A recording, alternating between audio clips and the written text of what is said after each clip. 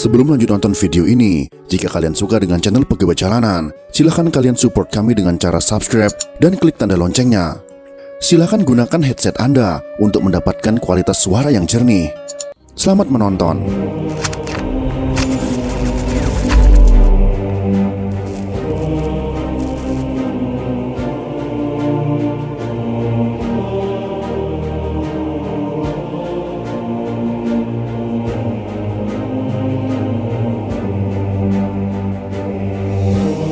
Pedalaman Sumatera pernah menjadi tempat yang menyeramkan.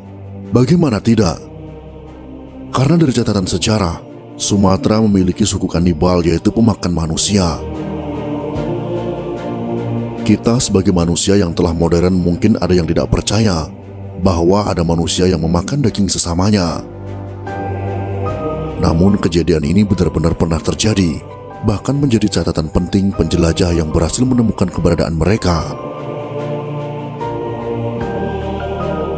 Marco Polo merupakan seorang penjelajah juga pernah menuliskan dalam catatannya ketika ia tiba di Sumatera.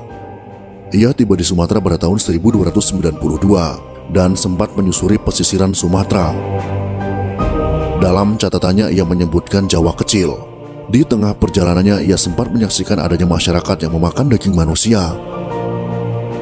Ketika berada di kerajaan Daguruyan, daerah Pidi Aceh, Marco Polo menyaksikan masyarakat kanibal di sana yang memakan daging kerabatnya yang sakit parah dan sudah tidak bisa diselamatkan.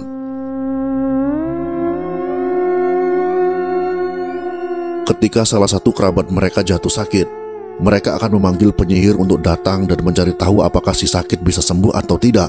Jika penyihir itu berkata bahwa si sakit akan mati, kerabat si sakit akan memanggil orang tertentu yang secara khusus membunuh si sakit. Ketika dia sudah mati, mereka akan memasaknya. Kemudian para kerabat akan berkumpul dan menyantap seluruh badan orang itu.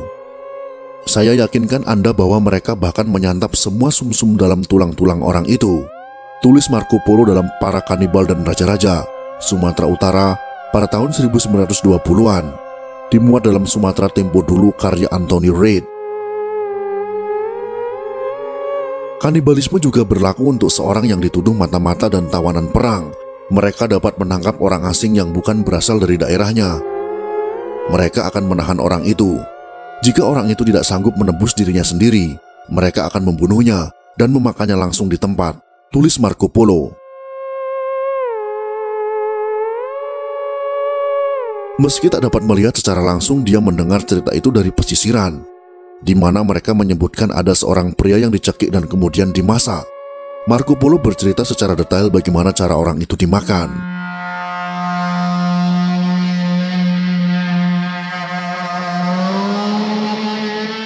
Catatan lain tentang kanibalisme suku Batak juga dikeluarkan Sir Thomas Stanford Raffles pada tahun 1820 ketika mempelajari Batak, ritual, dan hukum mereka tentang konsumsi daging manusia. Dia menuliskan secara detail tentang pelanggaran yang dibenarkan serta metode pembantaian.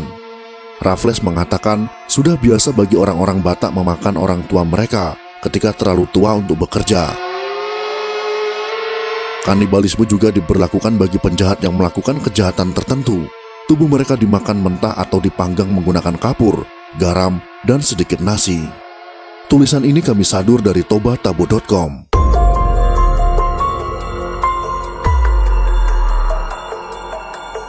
Pada tahun 1935, seorang arkeolog bernama Frederick Snitger menemukan sebuah fakta yang mengerikan terkait suku kanibal di masa lalu. Ia menemukan sebuah reruntuhan candi di Padang Lawas, Sumatera Selatan yang dipercaya sebagai sisa kerajaan Poli pada abad ke-12 Masehi. Snitger menduga jika kerajaan ini berasal dari sekte yang bernama Bhairava. Orang-orang dari sekte ini memuja dewa-dewa yang memiliki wujud seperti setan. Ritual kanibalisme biasanya dilakukan saat senja sebelum matahari terbenam. Orang yang akan dikorbankan dibaringkan di altar, lalu pendeta akan mengambil jantungnya dan menaruh darah dalam sebuah wadah tengkorak, lalu minumnya sampai habis.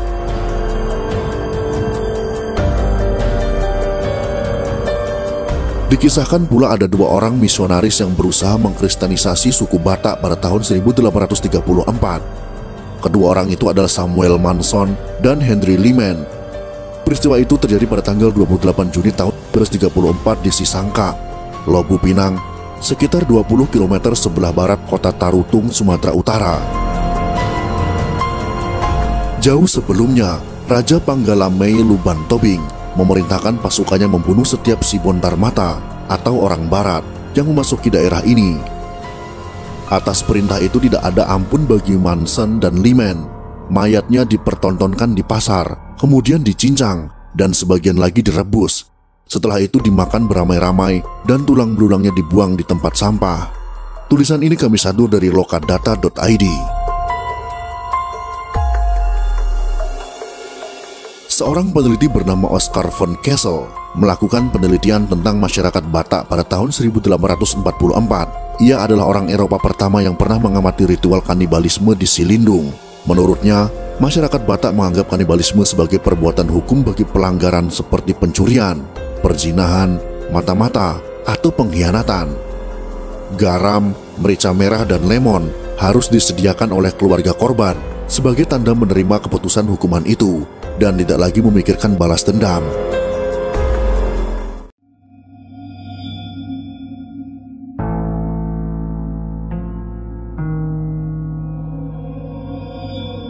Pada tahun 1852, seorang pelancong wanita dari Austria memiliki keinginan untuk bertemu dengan suku kanibal tersebut. Wanita ini bernama Ida Laura Reyer Favor, seorang pelancong wanita bergaya tomboy. Kisah tentang Ida Favor ini merupakan cuplikan dari A Lady's Second Journey Round the World, from London to the Cape of Good Hope, Borneo, Java, Sumatra, Celebes, Ceram, the Moluccas, California, Panama, Peru, Ecuador, and the United States, Volume 1. Buku tersebut merupakan catatan perjalanan Ida yang terbit di London pada tahun 1855. Para tawanan perang diikat pada sebuah pohon dan dipenggal sekaligus. Darah mereka diawetkan untuk minum, dan kadang dibuat menjadi semacam puding yang disajikan dengan nasi. Bagian tubuh kemudian dibagikan.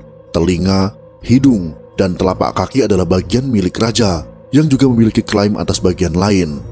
Telapak tangan, telapak kaki, daging kepala, jantung, dan hati, yang semuanya adalah hidangan aneh, dan semua daging dipanggang dan disantap dengan garam.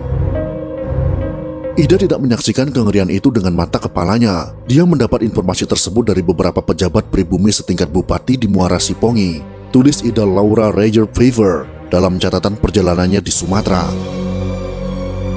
Ketika berada di Padang, keinginan Ida Favor untuk bertemu dengan suku ini semakin kuat karena pejabat setempat meyakinkan bahwa wanita tidak diizinkan mengambil bagian dalam makan malam utama.